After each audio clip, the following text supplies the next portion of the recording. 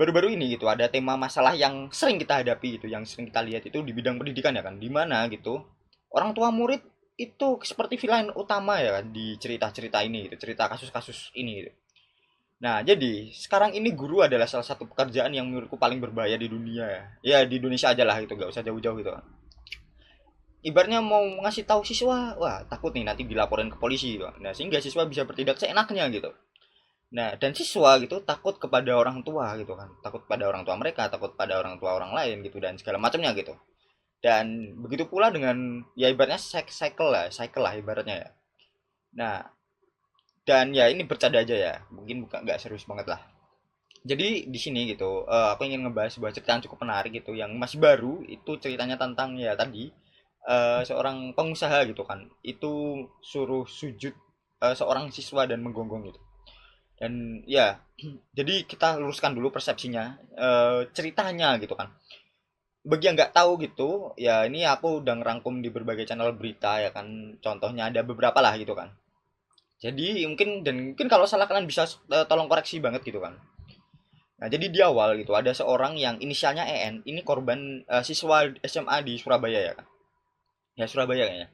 Nah, di sini gitu siswa ini tuh dia awal-awal mengejek siswa lain gitu. Rambutnya keriting mirip anjing pudel gitu. Nah, di sini plot twistnya ya itu dimana dia nggak ngomong langsung gitu ke ibaratnya ke orangnya langsung gitu. Yang ini aku tangkap itu dia ngomong dulu ke teman-temannya gitu, ngomong dulu ke teman-teman dekatnya atau teman sesirkel lah ibaratnya ya kan. Kalau kalian mungkin gaul dikit gitu.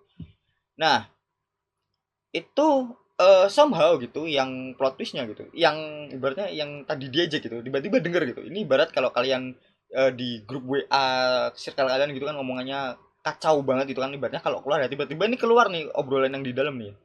Nah terus gitu kan yang diajak tadi gak terima gitu, dia ngomong sama ayahnya gitu kan. Nah terus ya ayahnya ini jelas gak terima dong gitu kan, ayahnya jelas gak terima gitu. Terus ya di awal gitu, di awal dia meneror lewat sosial media gitu, lewat DM Instagram dan segala macam untuk membuat video penyesalan dan segala macamnya gitu. Nah kagetlah si ibu dari korban ini EN ini ya kan, ini dia disuruh awal-awal gak ngegubris dan segala macam sampai suatu ketika gitu si ayah ini yang mengejek tadi datang ke sekolah gitu, nemuin anak itu ya seperti yang kalian lihat gitu, disuruh sujud dan disuruh menggonggong juga gitu kan. Nah, untuk disclaimer aja untuk saya lagi itu ini nggak bukan untuk mengejek atau menyinggung pihak manapun gitu kan. Ini pure untuk mengedukasi supaya kita dapat mengambil pelajaran ya kan, supaya kita bisa menjadi manusia yang lebih baik untuk beretika dan segala macamnya gitu kan. Nah, jadi lessonnya apa atau pelajarannya apa yang bisa kita dapat dari kasus ini gitu kan. Itu yang pertama adalah mulutmu harimaumu, ya atau ya mungkin lebih tepatnya tiada api kalau tiada minyak ya kan.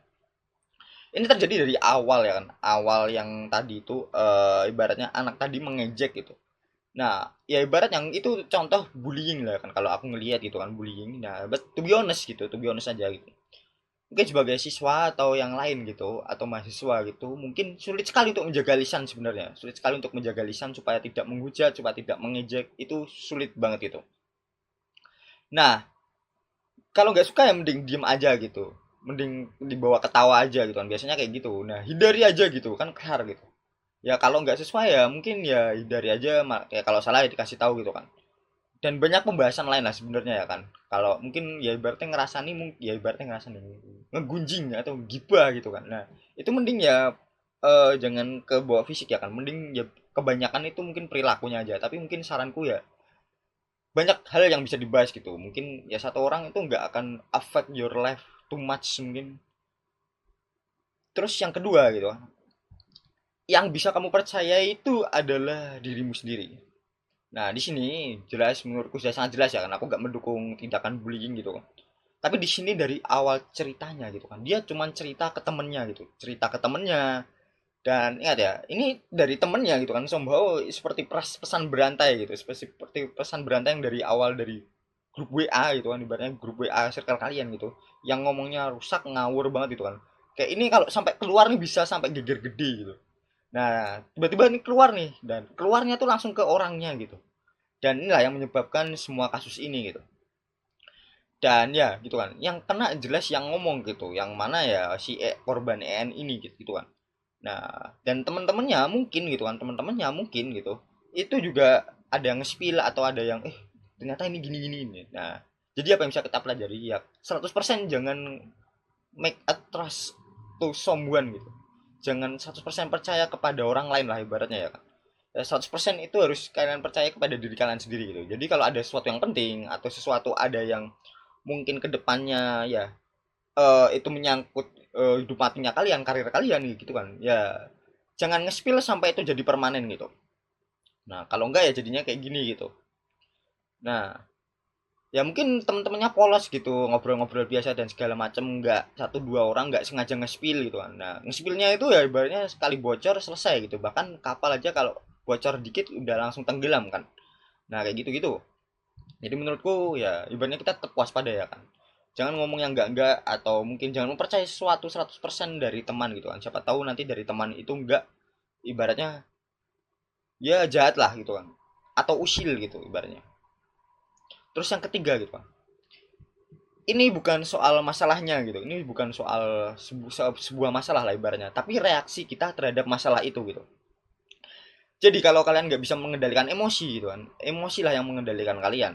Nah, tersinggung itu nggak diambil ya kan? Nggak diberikan, sorry. Tapi diambil gitu. Nah, kita lihat gitu, kalau misalkan tadi si ayah ini gitu bersikap tenang dan menuntut penjelasan gitu yang mungkin lebih sopan gitu dan segala macam, mungkin nggak akan terjadi kayak gini gitu. Nah, dan nggak akan memakan korban yang mungkin kayak semasif inilah ibaratnya kita disorot oleh publik banget gitu lah, kayak gitulah.